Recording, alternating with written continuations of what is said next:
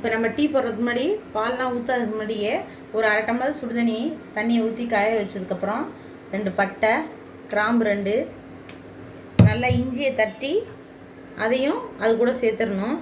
நல்லா கொதிக்கணும் தண்ணி.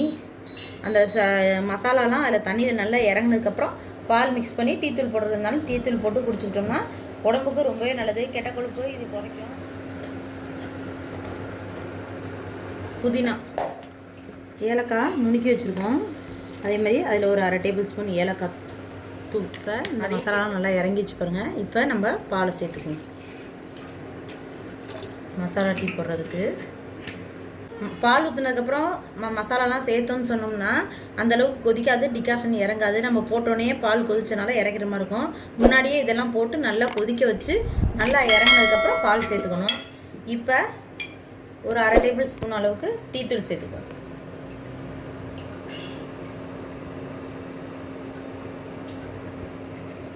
நல்லா கொதிச்சு வரட்டும்.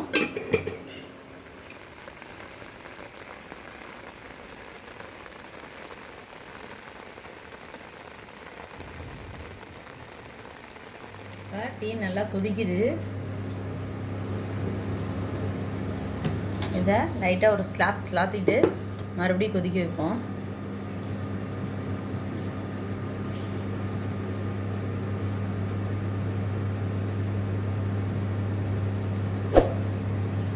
நம்ம வடிகட்டி எடுத்துக்குவோம்.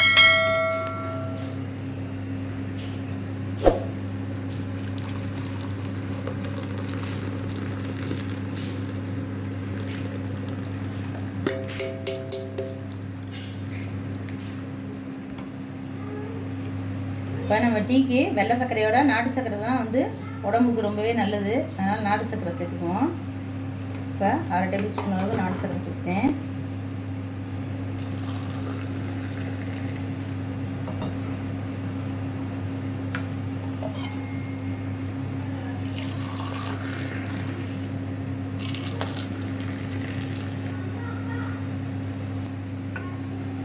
நம்மளுடைய மசாலா டீ ரெடி.